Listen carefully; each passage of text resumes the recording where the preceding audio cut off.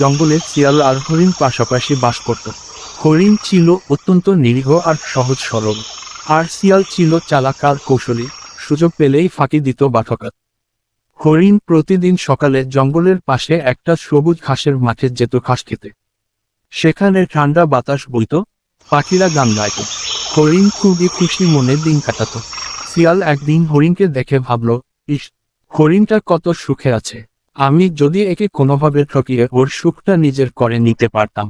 পরদিন শিয়াল হরিণের কাছে গিয়ে বলল, বন্ধু হরিণ, তুমি প্রতিদিন একই জায়গায় ঘাস খাও।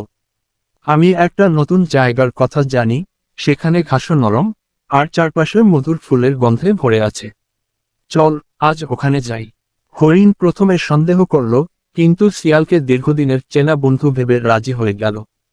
তারা দুজনেই হাঁটতে হাঁটতে জঙ্গলের গভীর দিকে গেল। এক পর্যায়ে হরিণ দেখতে পেল সামনে একটা গর্ত। শিয়াল হাসতে হাসতে বলল, এই গর্তের ওপারেই আছে সেই ঘাসের রাজ্য। কিন্তু হরিণ বলল, এত বড় গর্ত, আমি তো লাফ দিয়ে পার হতে পারবো না।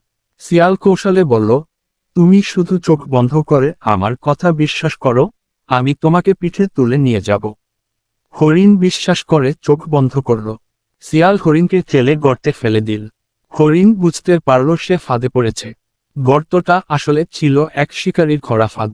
হরিণ চিৎকার করল, কে আছে, আমাকে বাঁচাও। একটা খরগোশ কাছেই ছিল, সে ছুটে এসে জঙ্গলের অন্য পশুদের ডেকে আনল।